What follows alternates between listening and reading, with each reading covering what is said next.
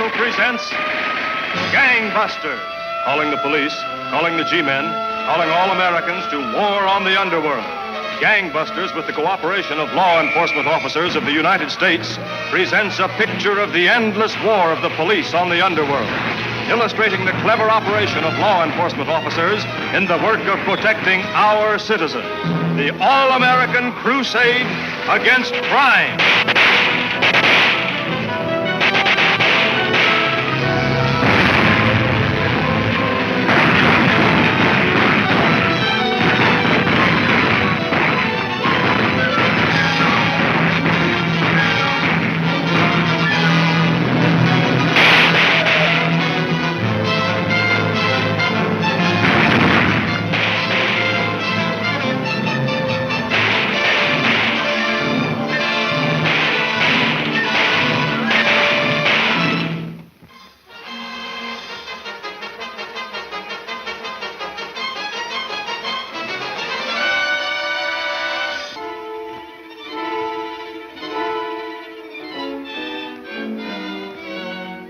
I'd say he's 30 years old, about my build, his black hair and blue eyes. Yeah, he got off here.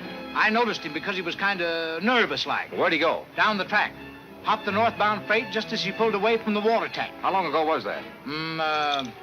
9 minutes and 30 seconds. Thanks very much. I recollect exactly what time it was, because I said to the young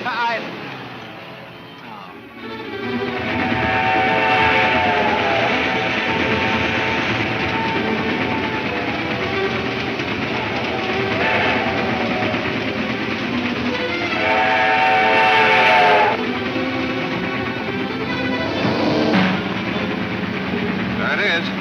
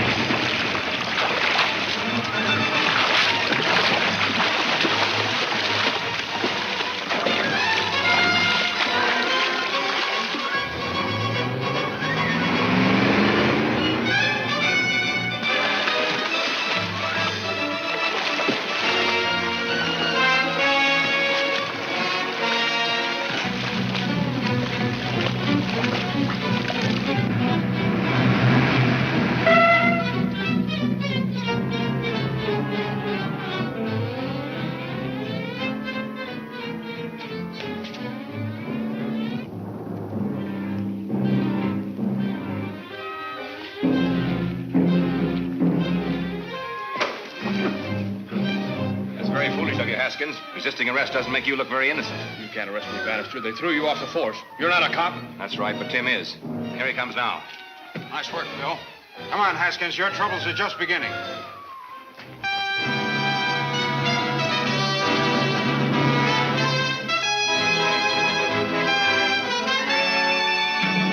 Is this story true? Bannister captures member of League of Murdered Men? Certainly it's true. I gave out the news myself. I don't see why you ever threw him off the force. He's the only man you had that ever got anything done. Well, you told me to, Your Honor. It was an order. Put him back on again. And that's another order. Bannister again, eh? All right, Mr. Bannister. We'll have Haskins out before the day's over. Hey, Professor, are you going to have him make out he commits suicide with them little white pills like I did? Certainly. Then claim the body for burial and bring him back to life. Who can you send to make arrangements? Cops have seen all us guys since we had our pans altered. Take this to J.B. Malloy. He's an attorney who will act for us. Is he a friend of yours? Hardly. Tell him to memorize the instructions, then destroy them. What makes you think he'll do it? I'm counting on you and Mr. Taboni to persuade him.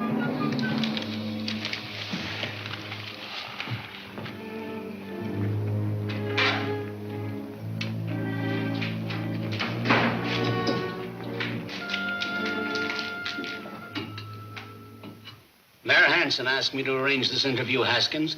Persuade you to help us in rounding up the League of Murdered Men. What do you say? Not a chance. Why not? I'll use my influence as mayor to get you as light a sentence as possible. We don't make that sort of a bargain with criminals, Your Honor. I don't want it anyway. The League wouldn't rat on me, and I won't rat on them. Do you mean to tell me you're more afraid of the League than the law? Sure I am. You can't send me up for more than a few years. The League plays for keeps. Take him away.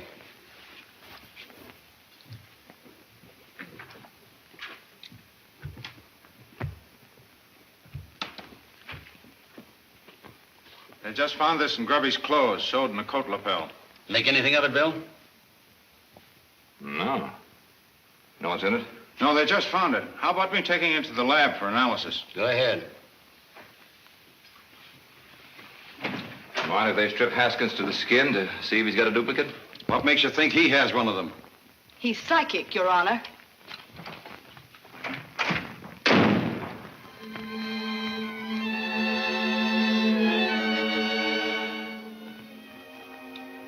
I'm very sorry, gentlemen, but I can hardly afford to become embroiled in anything as questionable as this. You can't afford not to, brother. Memorize what's on that paper, then burn it. And follow the instructions.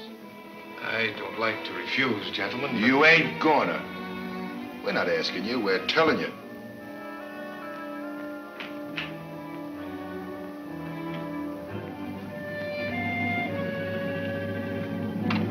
Yes, Mr. Malloy. Get Chief O'Brien for me at police headquarters. Yes, sir. That capsule contained a combination of the strongest soporifics known to medicine. Soporifics. You mean a sleeping powder? One that induces a sleep so deep that might easily be taken for death. Could a patient be revived from such a sleep? I think so, if given an antidote within a reasonable time. Why? Randall? I believe you've solved the riddle of those prison suicides that later turned up alive. You mean that's the League of Murdered Men? I don't get it. Well, they could have faked suicide by taking one of these capsules, and then could have been brought out of their sleep by the friends who claimed their bodies for burial.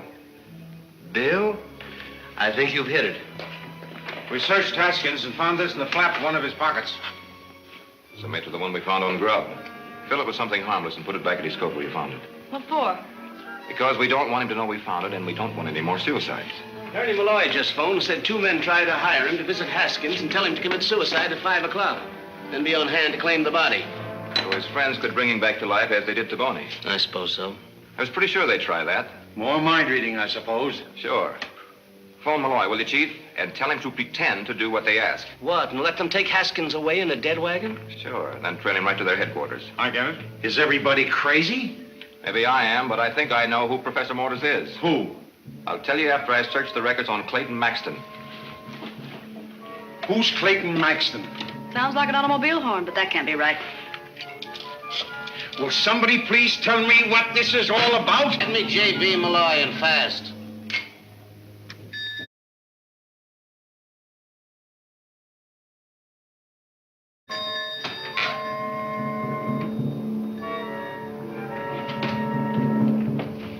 Well, I judge you convinced Mr. Malloy you should assist us. Sure. We'll pick up Haskins' body at 5 sharp. You know what worries me is, can we trust this guy, Malloy? Certainly not. By now, he's probably tipped off the police. Tipped off the police? I hope so. We've got to make them believe they're outwitting us. Otherwise, they'll never let us have Haskins' body. Yeah, but they'll trail it to our headquarters. They'll trail the body, yes, but not to our headquarters. Now, this is what I want each one of you to do. I was right. Professor Mortis is really Dr. Clayton Maxton, one of the greatest scientists in the country. Of course. I remember him now. Unbalanced on the subject of suspended animation. Right. He killed a man experimenting with it. He called it an experiment. The law called it murder. And send him to the chair. With the help of his lab assistant, he got one of those capsules and apparently committed suicide. He was taken away by this same assistant and brought back to life. Do you know who the assistant was? Haskins. Would you mind turning around while I phone some misinformation to the papers?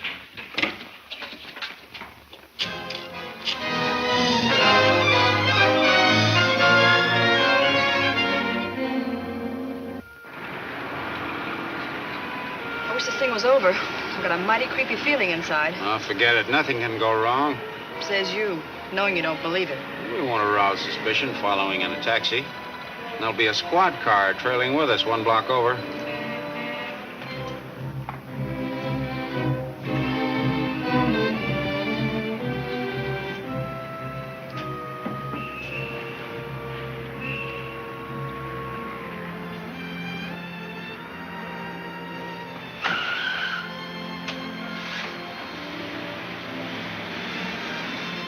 There it goes.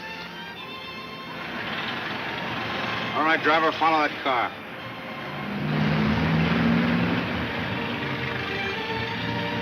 Nolan calling car 18. Proceed west about 20 miles an hour.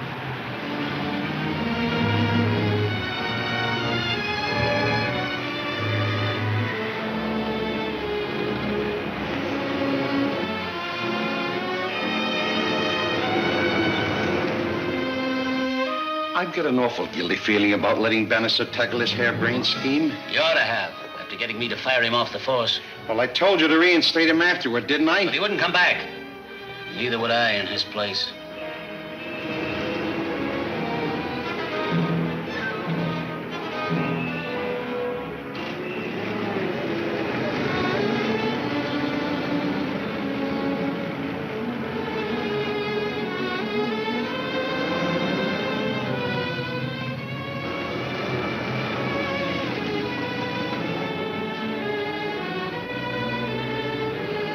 Worked like a charm. By the time they find out they're following the wrong car, Happy will be in the clear. Better trail along just in case.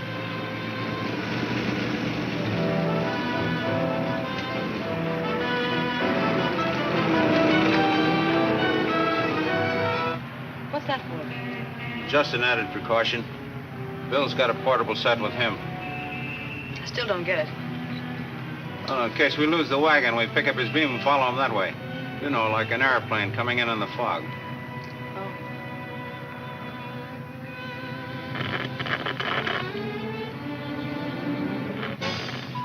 There it is.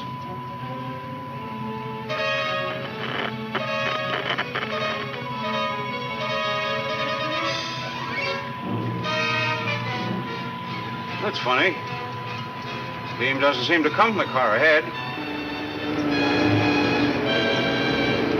Coming from back here and over to one side.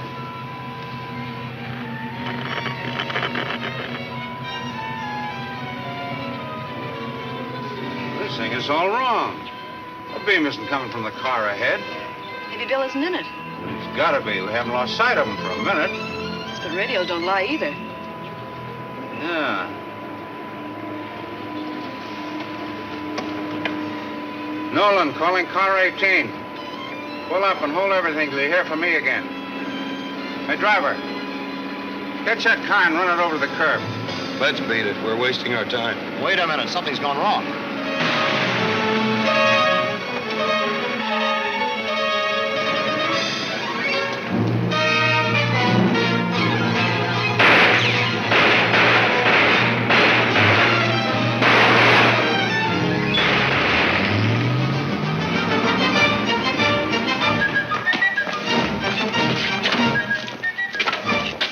They switched wagons on us somehow. Bill's in the other one.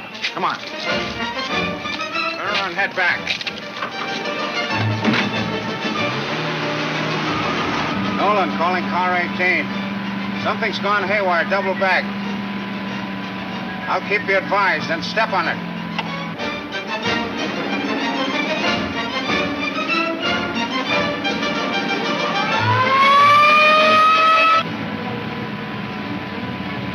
Driver, turn north the next corner.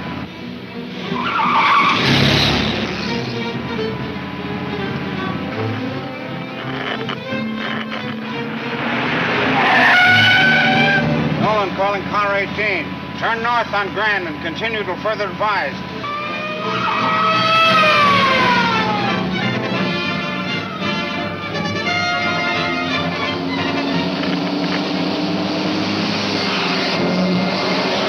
We're being followed.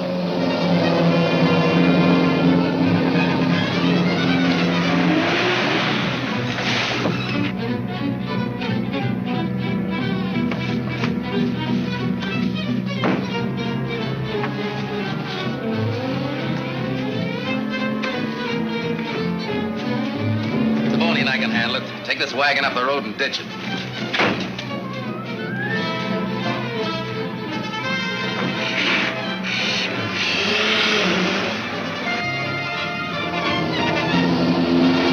Nolan calling car 18. Stay on Grand. We're on the beam again.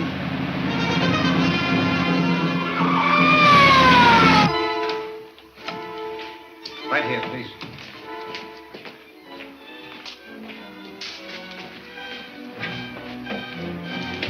The electrodes, Mr. Holliday.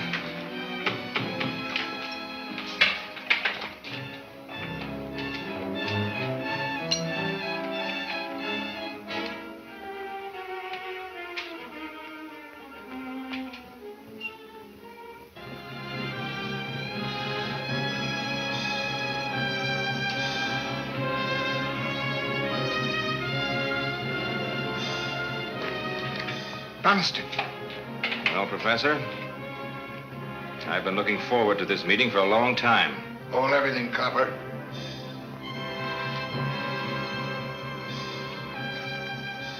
Your coming here enables me to do something I've been wanting to do for a long time, Mr. Bannister.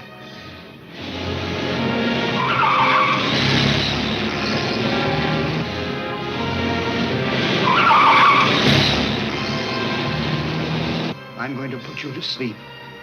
A sleep that can't be told from death. Then I'm going to bring you back to life again.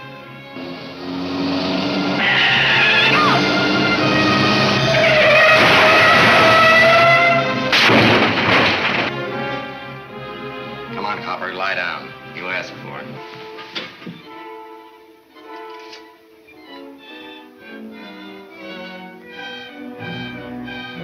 What's the sense in killing me if you're going to bring me back to life? To remain alive, you must repeat the treatment every few days.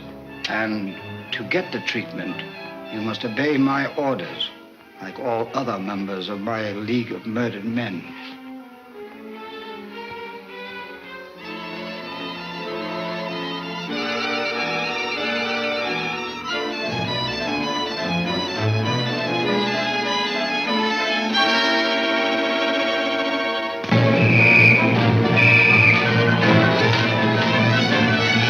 See Law and Order, 13th and final chapter of Gang Busters at this theater next week.